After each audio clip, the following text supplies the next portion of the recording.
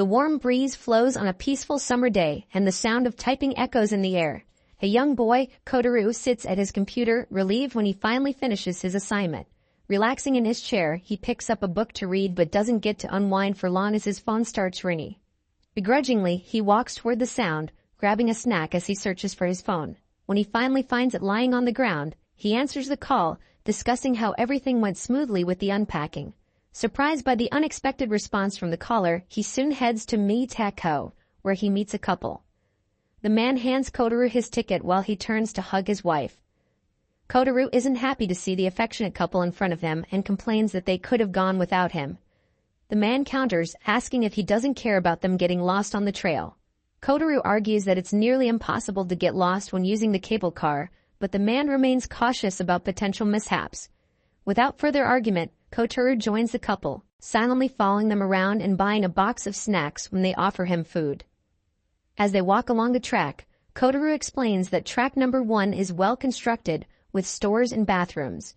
He introduces them to various attractions like the Monkey Park and the Good Luck Octopus, mentioning that cars can also pass through this track. The couple walks behind him, taking pictures as he explains that after passing the temple, they just need to follow the path to the summit. Kotaru notes that this place is more suited for sightseeing than hiking. He's about to say more when the woman interrupts, asking if he researched a lot about this place since he seems to know so much. Kotaru replies that he doesn't have much information, while the man tells his wife how Kotaru has spent his life here. The locals of Hekioji often visit the mountain, even for school trips. The woman, satisfied with the explanation, asks Kotaru why he doesn't seem happy to return since he recently moved back. He admits that he doesn't have good memories associated with this place. Just then, a strong wind starts blowing, nearly knocking them off their feet. The man quickly checks on his wife, while Kotaru stares off into space, murmuring how this is the place where a Tengu kidnapped him. Upon reaching the temple, the couple asks Kotaru for more details about his abduction. He tells them it was very mysterious, but he has no memories of the incident, only stories from his relatives. The man inquires if he lost his memories due to the shock. Kotaru responds that his body seems to remember, as if it wants to stop him from coming here. Later, while sitting alone on a bench, his thoughts swirl around the strangeness of the incident. Back in elementary school, he couldn't recall anything about being lost in the mountains, but he feels someone intentionally covered up those memories. He senses he has visited this place before and remembers crying out of fear. He is curious about how he was rescued, but he reassures himself that it's probably good he can't remember, as it was a traumatic experience. Suddenly, the couple returns, but Kotaru feels something strange as blurry memories of a girl surface. The couple continues discussing Tengus and their similarities to yokai. The man mentions that the god here is also a Tengu, assuming Kotaru knows this. They talk about two statues, one of a man with a long nose and another with a beak, and admire the beautiful leaves of the season. Meanwhile, Kotaru recalls someone mentioning the names of trees and plants, and a realization hits him. He has met someone here. He starts running ahead, standing on the edge of a small cliff, recognizing the path ahead. As he descends, a twig cuts his cheek, and a flashback hits him. He remembers being at the same spot with someone else. He takes a step but gets tangled in a branch, almost falling. Turning around, he comes face to face with a giant wolf and a girl wearing a bird mask. Kotaru stares in shock as the girl warns him not to come here, saying there can't be a third time. Before he can process what is happening, he finds himself sitting on the temple stairs. The man asks if something is wrong, but Kotaru dismisses him, lost in thought about the girl. Back at home, he cooks dinner while glancing at the compass in his hand. Late at night, he decides to return to the mountain, surprised by how dark it is, a stark reminder of how scary it must have been for a child. As he steps forward, he's surprised that no one is trying to stop him this time. Kotaru feels a deep sense that he can't remember something very important and that he needs to meet someone here. Suddenly, his foot slips and he falls into a ditch. The accident triggers another flashback. He remembers crying because of his injuries, sitting beside a giant dog. A young girl approached him, asking if he had been crying for long and then offering to see his injured hand. Despite her concern, she effectively heals his wound, and Kotaru finally stops crying. She kneels in front of him, suggesting they go get some medicine, and for the first time, he sees her beautiful face. Back in the present, Kotaru wakes up to find the girl from his childhood sitting in front of him.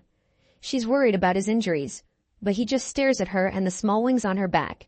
When he remains silent for several moments, she waves her hand in front of his face, asking if he hit his head. Before she can finish, Kotaro interrupts, asking if she was the one who rescued him in the past. Without waiting for an answer, he recounts how he got separated from his school group and fell beside the giant dog. The girl seems surprised he still remembers her. Kotaro quickly holds her hand, repeating everything that happened that day. Startled, she asks if he remembers their promise. Seeing his blank expression, she realizes he can't recall it and begins to scream at him for coming back despite her warnings. Her words echo in his mind. She had told him not to return for the third time. Her agitation deepens when she asks if he knows the rules of the village. Kotaro stares at her, clueless, as she struggles to explain what it means for two people who meet 3 times under the sacred tree. A deep blush coats her cheeks as she suddenly hugs Kotaro, revealing that those who meet under this tree must get married. In a sacred house, a lively party unfolds with many people wearing bird masks, celebrating and indulging in food. Amidst the revelry, Kotaro sits with a solemn expression, unnoticed as everyone else is absorbed in feasting and discussing Haim's upcoming marriage. A masked man pours drinks for him, and Kotaro apologizes for zoning out, only to be reprimanded for saying sorry when he is, in fact, the groom.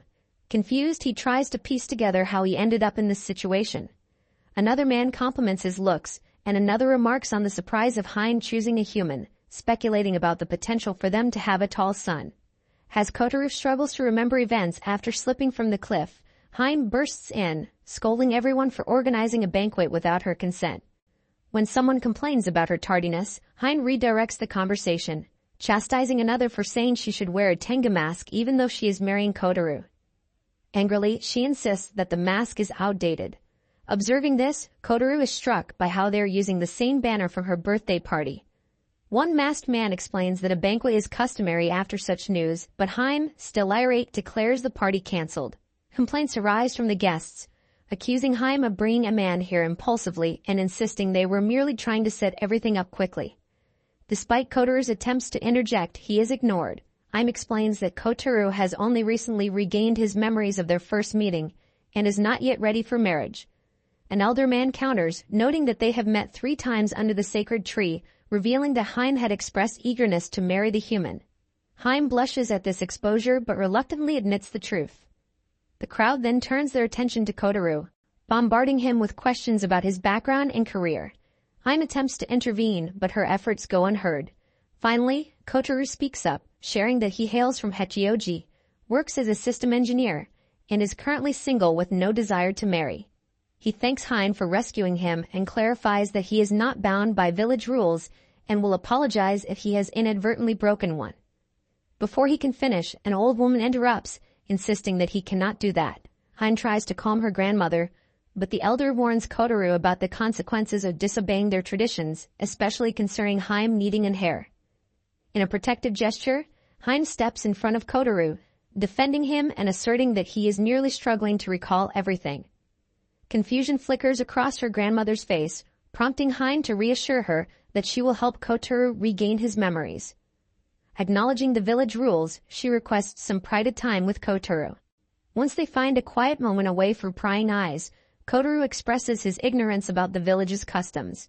Haim interrupts him, returning his mobile phone and suggesting they escape through the sky while everyone is preoccupied with drinking. She suggests they need to find him some shoes. Kotaro, still bewildered, questions her desire to marry him, reiterating his lack of interest in marriage. Haim softly reminds him that he has no real memories and reminisces about how he once chased her, repeatedly calling her name. Kotaro admits he can recall that, and Haim's smile deepens as she mentions that he must have a family to protect. A moment of reflection passes and Haim apologizes for bringing him into this chaos. Just then, she finds his shoes and realizes he doesn't have a wallet. Kotaro searches his pockets, only to discover his compass is missing. Haim speculates that someone may have picked it up, and their conversation is interrupted when a group of children runs by, commenting on the presence of a human. As Haim's wings flutter with excitement, she asks if he has a small compass. Enchanted, Kotaro reaches out to touch her wings, surprised to find they are real and move under his fingertips. Haim blushes at his attention and suddenly asks if he is not afraid to touch a Teng's wing. Kotaro admits he is scared, but their moan is cut short when they hear someone approaching. Haim quickly ushers him into a nearby room. While hiding, they overhear Tengus criticizing Haim for showing her face to a human. They express concern that she should focus on her duties as a leader instead of bringing in an outsider. Once the corridor falls silent, Haim murmurs that those Tengus will be held accountable for their disrespectful comments.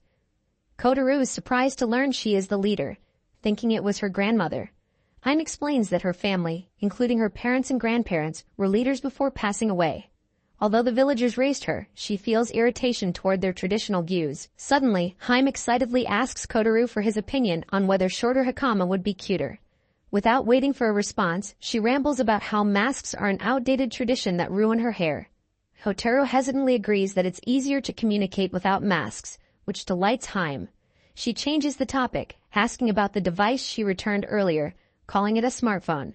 When she correctly identifies it, her pride shines through as she mentions her familiarity with tablets and computers. Kotaru listens in fascination as she explains how climbers often lose their devices, and she collects them from the cliffs.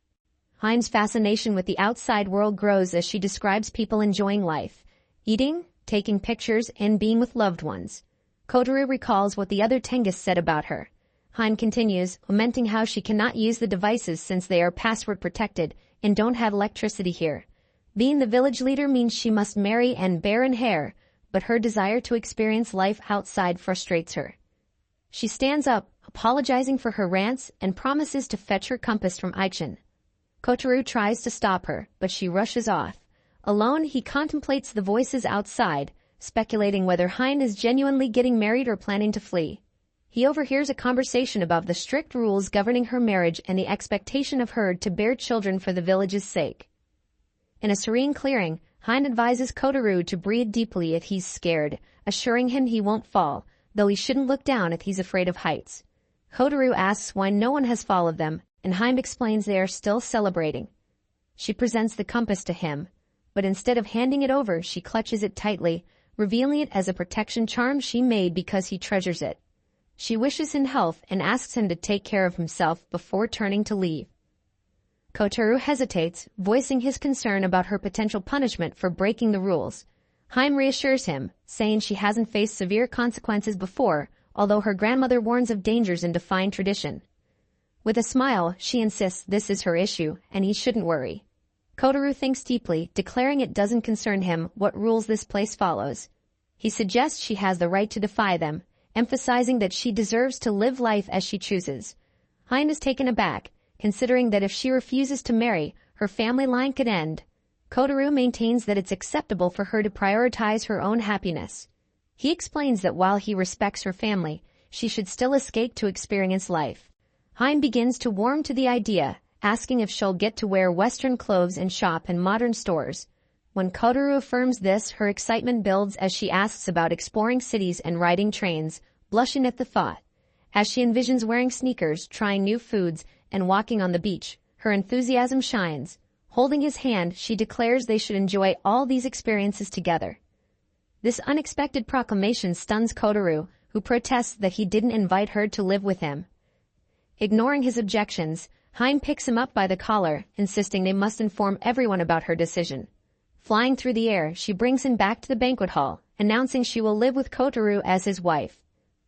The crowd cheers, but Kotaru is still trying to grasp the situation while Haim excitedly continues to chatter about their future together.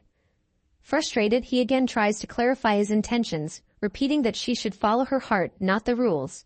Haim giggles, insisting her engagement to him is a way to abide by those rules since they will be living together. Kotaru attempts to counter her logic, but is interrupted by Haim's exuberant shout as they reach his house. Dropping him on the ground, she beams at his home, thrilled that it will be their new abode. Remembering her earlier words, Kotaru inquires about a promise he may have made her, but Haim refuses to divulge any details, hinting he should ask again once he recalls everything. As she hugs him tightly, she expresses her excitement about living happily together from that moment on. Kotaru sleeps peacefully on his couch, the soft sounds of the morning disrupted only by the ringing of his alarm. As he slowly wakes, he sees a notification reminding him to take out the trash. When he turns around, he's startled to find Haim sleeping at the table, her head resting on her arms. In her dreams, she mumbles about wanting more red rice, and it suddenly dawns on Kotaru that he had completely forgotten about her presence. Seeing that Haim is deeply asleep, he silently approaches her, his fingers grazing the feathers of her wings. The gentle touch sparks fleeting memories of his childhood, but before he can delve deeper, Haim awakens with a start. She calls him out for touching her wings while she sleeps, and Kotaro stumbles back, hastily apologizing. Haim, unfazed by his embarrassment, suggests they start over. She bows politely and insists that he needs to take care of her since she's unfamiliar with this new life. She hands him a small box, expressing her desire to meet his family.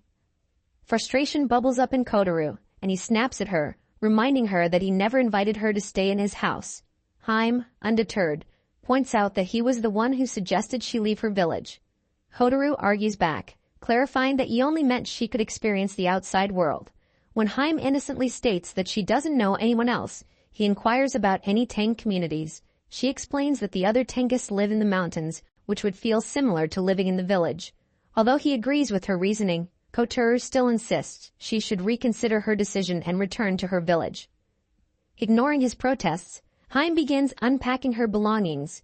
When he objects, she explains that the villagers already believe she is marrying him, so going back is not an option. Reluctantly, Kotaro concedes, allowing her to stay for a few days, but Haim refuses to accept this temporary arrangement. She chats casually about her things, asking where she should place her belongings. Then she pulls out a jar and calls for something to come out. Kotaro is taken aback when a fox suddenly emerges from the small pot. Staring in shock, he listens as Haim excitedly explains how she has many items stored in the jar. She offers him some sweets from the village, but Kotaro is still stunned and asks how she accomplished this. He questions if she possesses powers as a tango. Haim blushes slightly, saying he can call it magical powers but insists she isn't particularly talented since she's a Karasu tango. Suddenly grabbing her hand, Kotaro marvels at her abilities, observing how light appears to emanate from her palm. He praises her powers, but Haim pulls her hand away, teasingly asking if he enjoys touching others. Kotaro hastily apologizes, but she reassures him it's just her hand. Turning slightly away, she asks if he finds her body appealing. He tells her not to phrase it that way, but Haim ignores his discomfort, standing up to fetch her cleaning supplies. Once again, Kotaro is surprised by her magic as she unveils her cleaning tools, proudly asserting that she is a good wife. Showing off a dusting cloth makes Kotaro uncomfortable, and he urges her to relax. This frustrates Haim, who argues that she cannot be a good wife by being lazy. Skeptical about her cleaning knowledge due to her leadership background, he suggests she wouldn't know how to clean. Offended, Haim shares memories of running around with a mop as a child and that tatami rooms can't be cleaned in circles. Kotaro drops the argument and hands her a vacuum cleaner, explaining how it works and encouraging her to try it. Haim is astounded that it uses electricity, and when she presses the button, she joyfully cheers as it starts moving. Kotaro smiles slightly at her excitement, ready to tackle the laundry. As he prepares to leave, he overhears Haim deciding to clean the back room first. He quickly turns around, telling her she doesn't need to clean that room, but she's already opened the door. Her eyes widen in surprise at the sight of books piled high. When she asks if they are all his, he replies they belong to his late grandfather. Haim steps inside, enchanted by the collection, and excitedly picks out a book about yukai. She beams, commenting that Kotaro must really like yukai since all the books are about them. He attempts to deny it, but Haim teases him about his interest, leading her to wonder if this is why he finds her body fascinating. Kotaro sighs, repeating that the books are his grandfather's. Haim, still smug, expresses her desire to showcase her powers to Kotaro's grandfather, believing he would be impressed. However, when she turns around, she finds that Kotaro has already left the room. Peeking out the door, she calls his name, but he merely responds that he's going to do laundry. He mentions the library room is dirty, adding that she should take off her socks before entering. Haim, surprised, learns that he recently moved back to the house. After realizing her mistake, she apologizes for assuming he had always lived there. Kotaro hesitates, finally telling her he grew up in an orphanage. Haim's expression falls as she processes this information, sharing that she, too, lost her family but was always supported by her village. Kotaro explains that he had no one to look after him, casually noting that child cannot live alone. He doesn't think much of it until he sees her somber expression. Haim asks if he felt alone, to which he replies he never thought of it that way. Not liking her pitying gaze, he's about to shift the topic when Haim suddenly points out that her socks are dirty. She stands up, determined to do the laundry instead. Kotaro tries to dissuade her, but she insists she can handle it. When he attempts to argue again, Hein declares she'll take charge of the laundry and clean from now on, vowing to wake him in the morning and prepare food for him. Kotaru stares in disbelief as Hein takes control of the situation. He tries to intervene, but she pays him no mind. Rushing to his room to grab his laundry, he feels relieved to have avoided her washing his underwear. With a basket in hand, he heads toward the washroom and asks Hein if she can use the washing machine. As he opens the door to the washroom, he's startled to find Hein changing clothes. He quickly slams the door shut, asking her what's wrong. Hein casually explains that she's just changing out of the clothes she wore yesterday and that she wants to wash her undergarments. Kotaru yells at her to warn him next time, realizing he was the one who opened the door without thinking. Hein peeks out, dressed in her robe, and inquires about his laundry. Kotaru shuts the door again, telling her not to come out wearing her kimono's underwear. Hein is confused, believing she is fully dressed. Meanwhile, Kotaru struggles to comprehend why she reacts so strongly when he touches her wings. Later, as he sits in his living room, he concludes that he truly needs to find a way to send Hein back to the mountains. Sitting around the table, Kotaru and Hein enjoy their meal when a loud growl from Heim's stomach breaks the calm.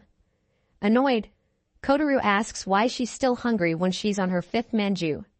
Hein retorts that it's not her fault she's still hungry. Standing up, Kotaru points out that she can't fill up on manjuice alone, but unfortunately, there's nothing else in the fridge.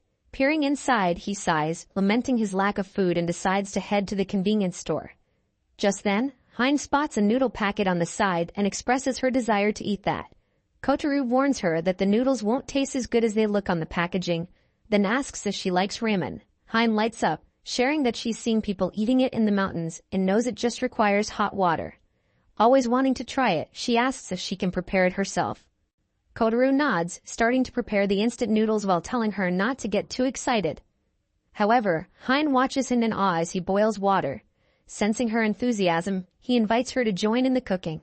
Confused but eager, she chooses the same flavor as him, and they both approach the stove.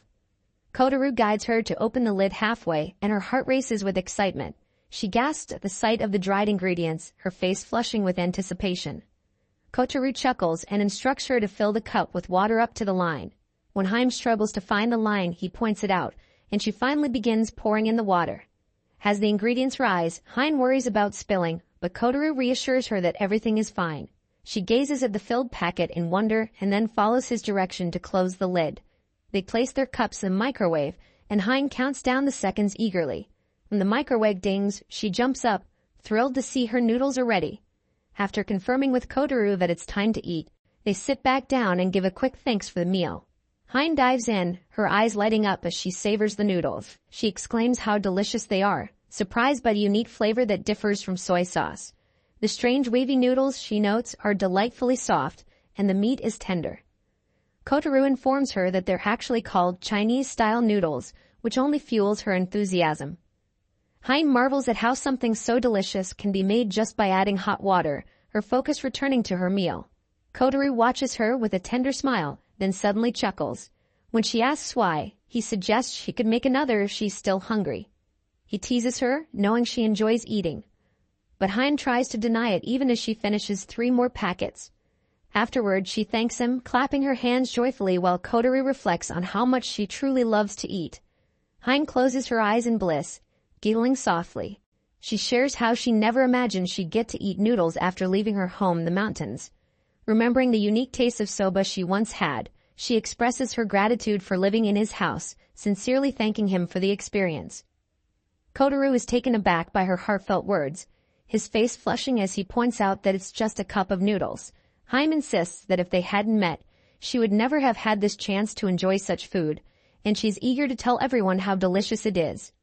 Curious about their reactions, she envisions sharing her discovery with the villagers.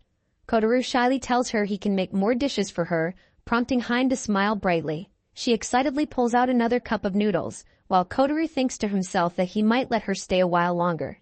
Hein eagerly plans to clean the cups, intending to keep them in her collection, and once she finishes eating, she quickly tidies up everything, leaving Kotaru bewildered by her determination. Kotaru prepares a sandwich for Hein, allowing her to help with the small tasks. Her excitement is palpable as they layer the ingredients on the bread, and once they finish, he praises her for her effort as a beginner. Hein stares at the sandwich, marveling at how it looks so amazing despite having such a scary name. After confirming that the coffee is ready, they sit down to eat. As expected, Hein can't help but exclaim how good everything tastes. Hotaru silently enjoys his meal, relieved that he still had enough bread at home. While savoring her food, Hein expresses her disbelief that she's having such a delicious breakfast and mentions how she's looking forward to more food later. Kotaru hesitates and Hein, sensing his uncertainty, anxiously asks if they will have lunch. His assurance that he will cook anything she wants fills her with joy. He mentions he's thinking of buying some meat today, and her excitement is contagious. Suddenly, Hein remembers she needs to hang the wet futons and clean the house. Kotaru points out that she should prepare her room and tells her to bring her bag. However, Hein is not pleased with this suggestion, nearly shouting that they already agreed to sleep in the same room. Hotaru counters, reminding her of their conversation the previous day. Undeterred, Hein smiles brightly, declaring that she has already set up the futons, and casually asks which side he prefers as she's not picky. Ignoring her, Kotaru starts packing the futons, prompting Hein to protest that she just prepared them. He insists they will not sleep in the same room, claiming futons are uncomfortable. As he turns to walk away, Hein grabs his shirt with surprising strength, her determination unwavering as she insists they sleep together on a futon. Frustrated, he tosses the futons to the ground, asserting that this will be her temporary room. Hein frowns at the distance, voicing her displeasure. Kotaru struggles internally, wanting her to return to her mountains but keeping his thoughts to himself. Hein quickly shifts her focus to the food, asking if she can try it with the white sauce. Kotaru obliges, and as she takes a big bite, she comments on how it tastes sour compared to the red sauce, making Kotaru think about how wide her mouth is. Hein, grateful for the meal, offers him a bite in return, but he hesitates at the thought of eating from a half-eaten slice. Hein, however, insists that it tastes great, leading to playful bickering between them. Just then, a voice from outside interrupts them. Curious, Kotaru heads to the door and finds a delivery rider standing there. The man hands him registered mail and asks if he moved here recently. When Kotaru confirms that he just arrived this month, the rider mentions that someone had said so. Hotaru's confusion deepens as the rider explains that the house has been empty for a while, and he thought he might have the wrong address. The man mentions that the Tsukisaka family once lived there and expresses happiness to see Kotaru back, leaving him taken aback. He thanks the man, who departs, leaving Kotaru surprised that some people still remember his family after 20 years. Returning inside, Hein watches him eagerly and asks if he received a letter. Kotaru suddenly becomes aware of how different she looks with her silver hair, golden eyes, and small wings. Panic surges through him as he quickly shuts the door, frustrated with himself for forgetting how others might react to her presence. He worries about what kind of uproar this could create on social media, fearing for Hein's safety if she were to be discovered. His thoughts spiral, imagining the consequences for her and the other Tengus, potentially leading to experimentation by humans. Hein notices his pale expression and suggests he's hiding something. Kotaru brushes it off, gently patting her hair to distract her. When she asks why he did that, he tells her it's to remind her to pay more attention to her appearance. He's determined to keep her hidden from the outside world. Trying to steer the conversation, he insists she prepare her bedroom. Hein protests, but Kotaru mumbles that it will keep her safe from prying eyes. Their conversation is cut short when an old woman appears in the doorway, staring at them.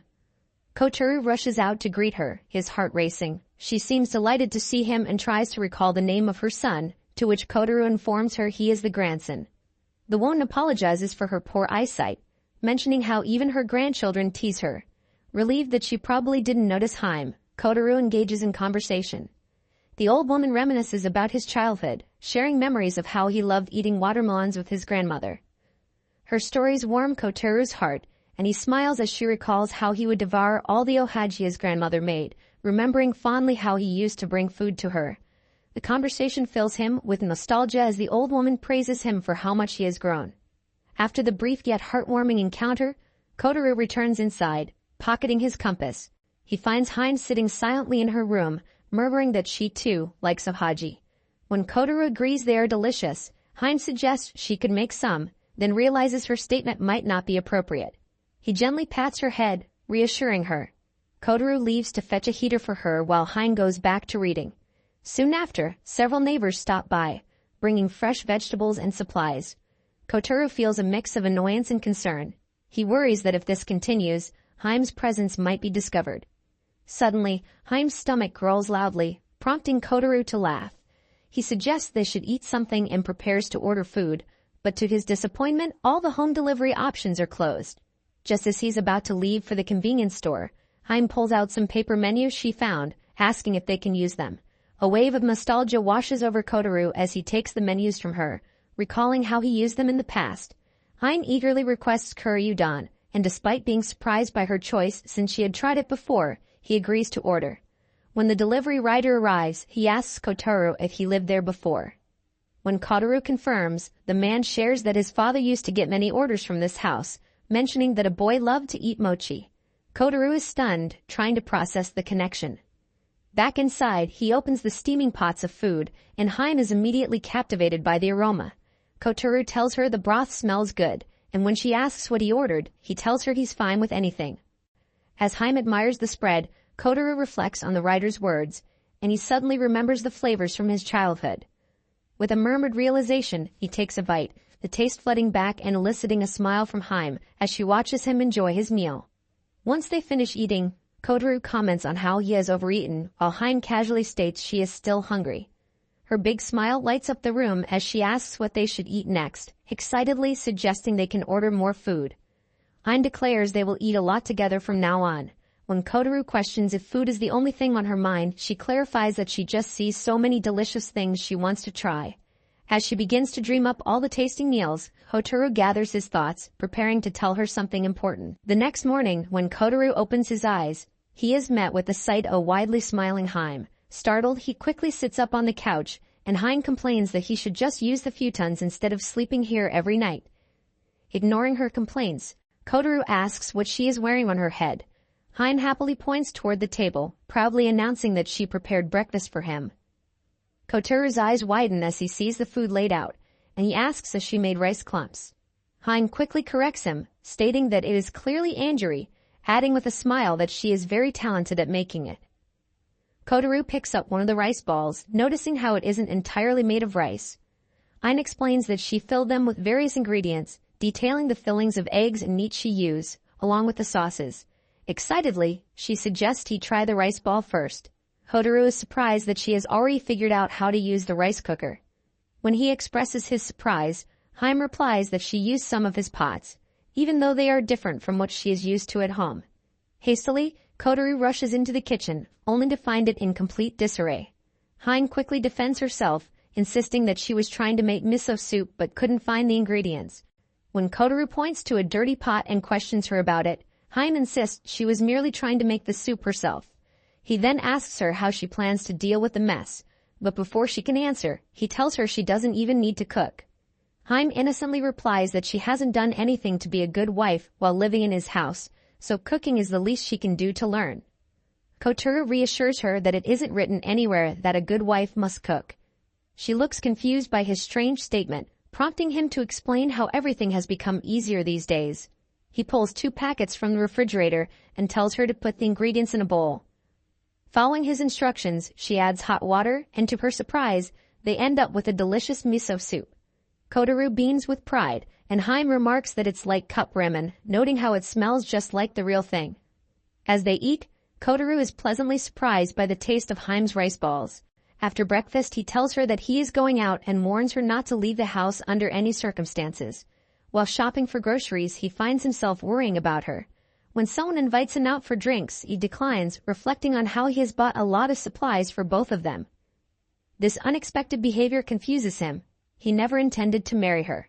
Upon returning home, his thoughts are interrupted when he sees Haim sitting outside with an old lady. Panicking, he rushes over and scolds Haim for leaving the house, but she happily explains that the grandma had dangos for him, having remembered his fondness for red bean paste. He starts to drag her inside but halts when the old lady mentions how he must be planning to marry Haim. Haim, delighted by the implication, chimes in that she is practicing to be a good wife. Before Kotaro can respond, the grandma brings up her granddaughter, and Haim giggles of the thought. When the conversation turns to a candy shop, Kotaro can't hold back any longer and asks the old lady if she isn't curious about Haim's wings. The grandma brushes it off, thinking it's a trend among young people, and Kotaru feels relieved that she believes Haim is just cosplaying. He is thankful for her poor eyesight, which allows her to overlook how real Haim's wings appear. His relief is short-lived when he spots a delivery rider staring at Haim's wings in astonishment. Quickly, Kotaru pushes Haim inside to prevent any further complications, apologizing to the rider and claiming they are filming something for his website.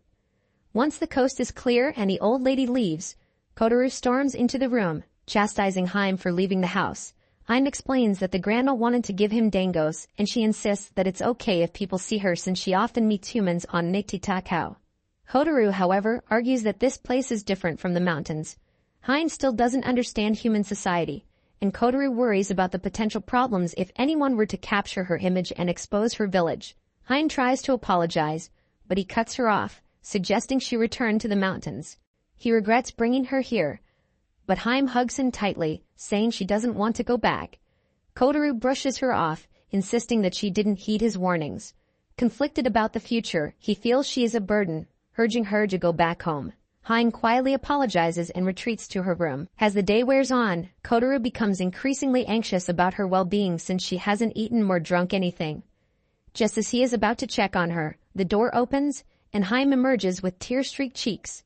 Softly she asks if she can sleep in the same bed with him one last time before returning home, and Kotaru, unable to deny her request, agrees.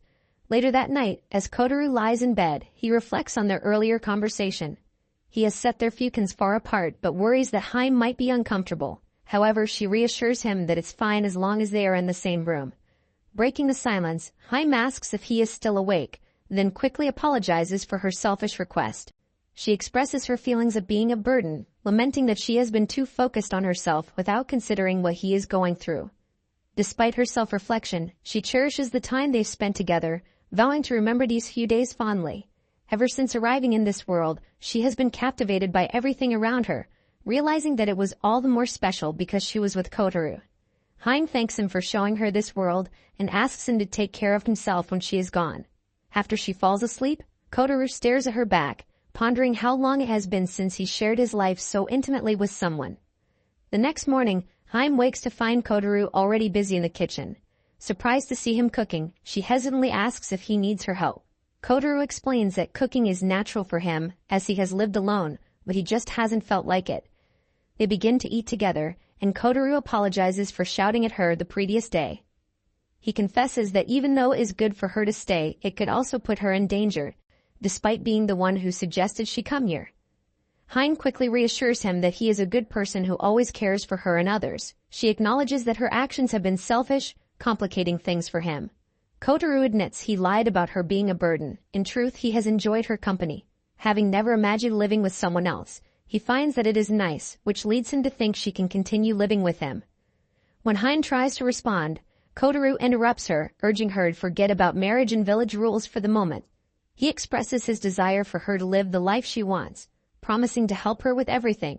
He contemplates how she can remain safe while living here, declaring that he will cook for her every day and take her out to explore when possible. He takes on responsibility of their situation, acknowledging that she might find it hard to believe him because he has hurt her before. If she wishes to stay and experience this life, she can do so without him asking if anything is difficult.